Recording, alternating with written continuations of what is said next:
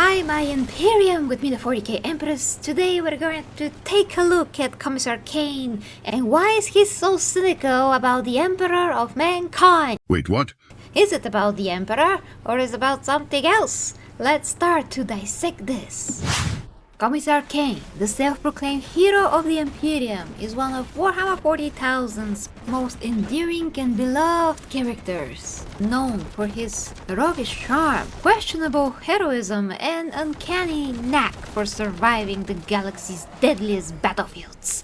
Cain offers a uniquely cynical perspective on the Imperium of Man and its deadlier ruler. Oh my gosh, the Emperor of Mankind. Chicken nuggets. Through his heavily edited memoirs, penned by Sadie Mitchell, Cain's quip, "The Emperor, please, I see what he's really like," perfectly captures his irreverent attitude towards the Imperium's sacred dogma. We are going to explore Cain's complex relationship with the Emperor's mythos, examining how his experiences reveal uncomfortable truths about the Imperium's divine figurehead, all the while maintaining the sardonic humor that defines his character. Unlike them, Cain is a pragmatist, driven primarily by self-preservation rather than blind devotion.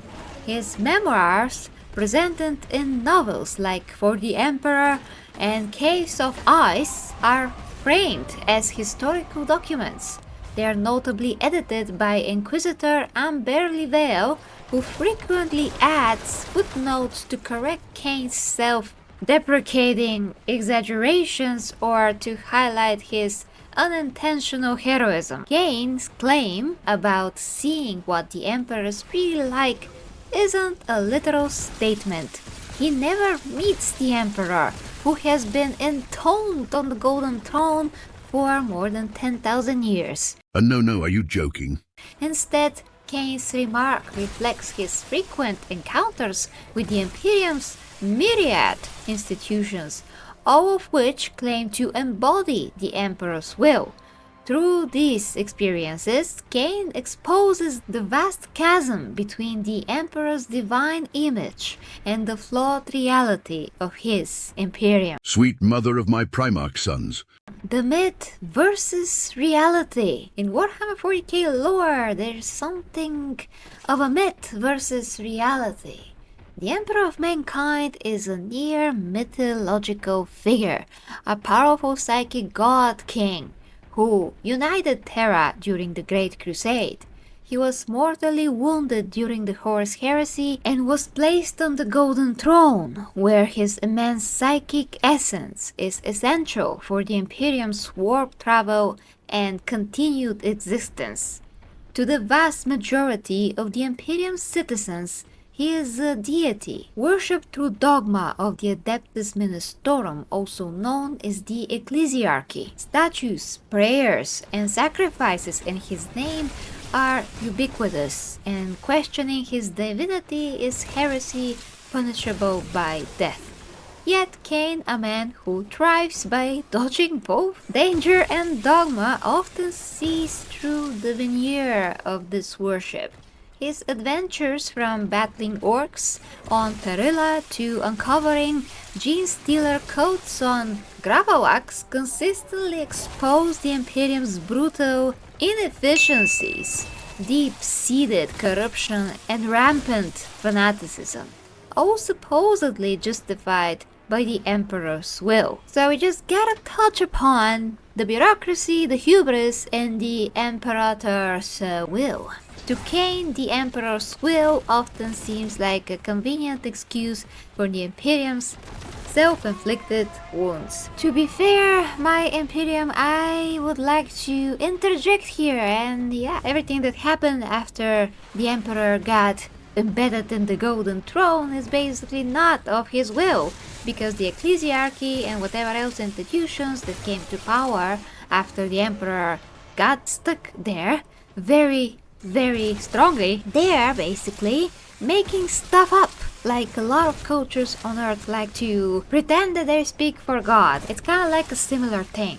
They pretend to know the will of God, but they don't, and they just do whatever it suits them. So basically, Cain is dealing with all of these institutions that are very low people in mind and spirit, and they just like to run the house in whatever ways they see fit. And by house I do mean the whole imperium. So I continue. Similarly, in Caves of Ice, Cain's investigation of Necron tombs on Simia or Chikae exposes the imperium's reckless hubris, another trait often tied to the Emperor's legacy. The Adeptus Mechanicus, who revere the Emperor as the Omnissiah, nearly awaken a devastating Necron army through their blind obsession with archaic technology.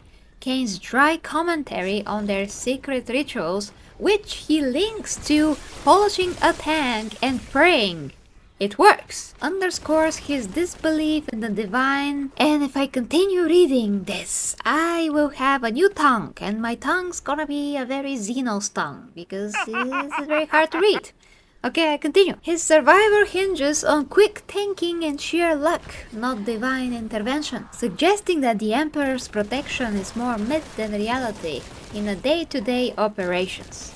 Well, of course, I mean, the Emperor can't really be everywhere at once. He's not really a god.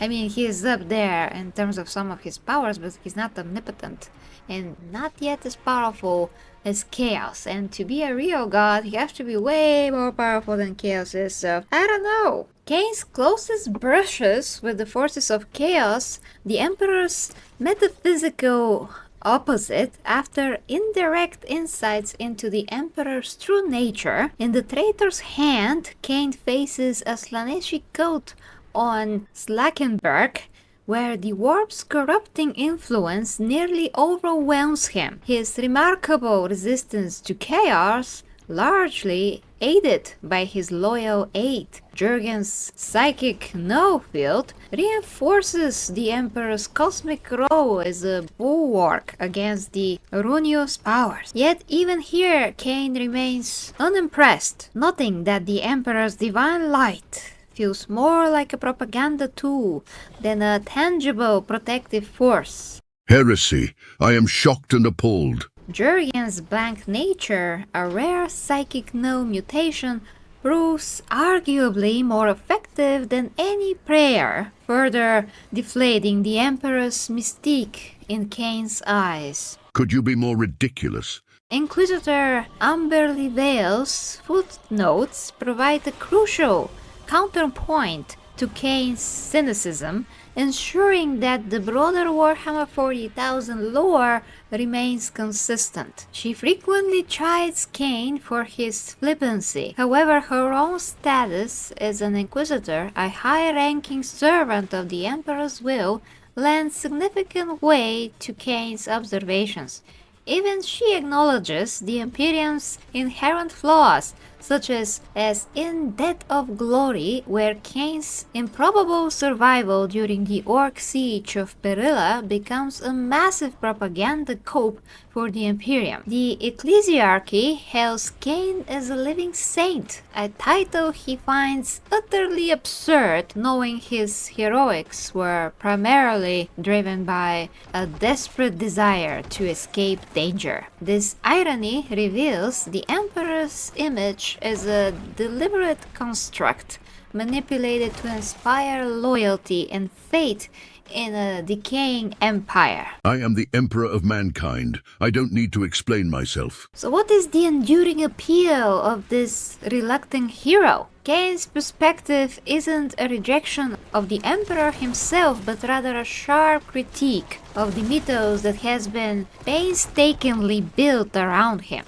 The Emperor, as detailed in Black Library's Horus Heresy series, was a pragmatist who despised religion, yet his Imperium has defiled him into a figure he would barely recognize. What was the word I was looking for?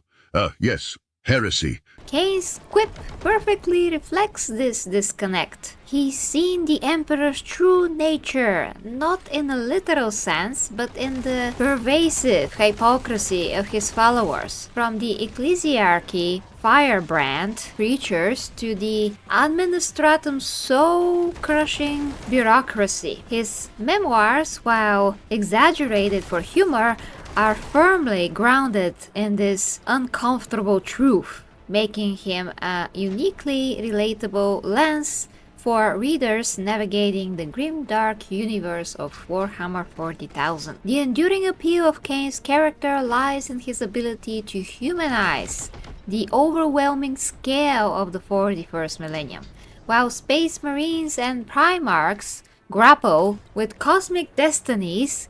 Cheerful like a little girl, and I bring news from chaos. F my life. Cain is simply a man trying to survive, armed with his quick wit and a trusty las pistol. His inherent skepticism of the Emperor's divinity mirrors the doubts of many real-world readers, offering a grounded counterpoint to the Imperium's pervasive fanaticism. Yet his consistent, albeit unintentional heroism, saving planets while always claiming to flee danger, aligns with the Emperor's own paradoxical legacy, a flawed survivor whose original vision has been tragically warped by those who follow him. Ultimately, Ciaphas Cain Meant's remark about the Emperor encapsulates his role as Warhammer 40,000 most extravagant commentator. Through his meticulously written adventures in Sandy Mitchell's novels, Cain brilliantly exposes the Imperium's profound contradictions, its devotion to a god-king who never wanted worship, its brutal methods in the name of salvation,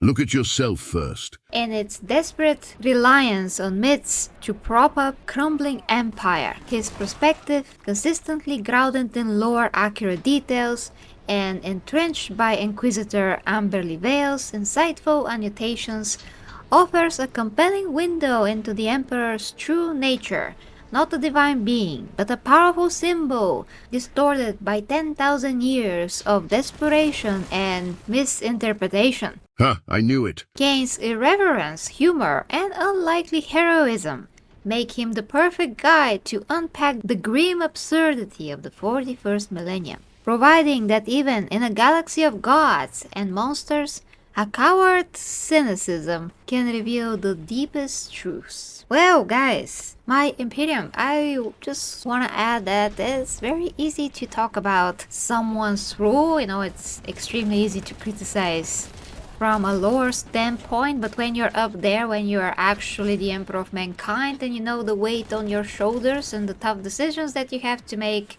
things look very, very different, and it's very easy for anyone that's under the Emperor to be, well, cynical of him. And then the other thing is, of course, the fact that what happened after the Emperor was embedded on the Golden Throne was absolutely a tragedy on itself, because the people that took power were just such a low lives in comparison with the Emperor. In the name of me, this is annoying by this point. Now you can say, but Empress, those people are very revered and whatever, but we gotta face it, they did not follow actually what the Emperor wanted.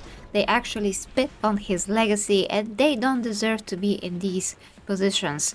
The Emperor does, because although he's very flawed, he conquered Terra, he united all of humanity, he deserved everything that he has, he actually made an effort. So everybody that inherit the Imperium after him are just extremely unworthy of it, and only the Primarchs can follow up, like Gilliman, and whoever else wants to try to bring the Emperor back, or whatever is the scenario that's coming up. From the perspective of a commissar, a lot of things could be a bit too cynical to capture the full picture, but of course what is Cain addressing here is mostly the aftermath and the rule that's after the Emperor, because really the Emperor does not have such a direct say in the Imperium.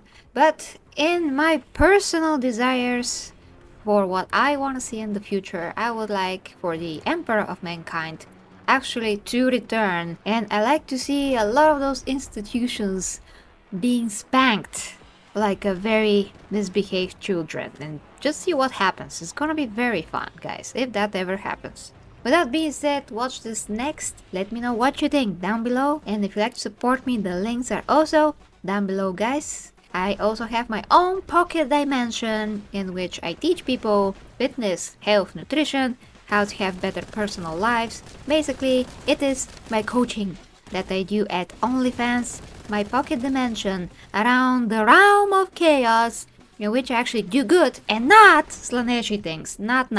Absolutely no slaneshi things at my OnlyFans, only very constructive knowledge. Love you guys, until next time with me, the 40k Empress. Bye bye. For the imperium must not fail. Imperium we prevail. The warriors march with sacred might, their purpose burning crystal bright, to lift the throne world from its plight and guard humanity's light.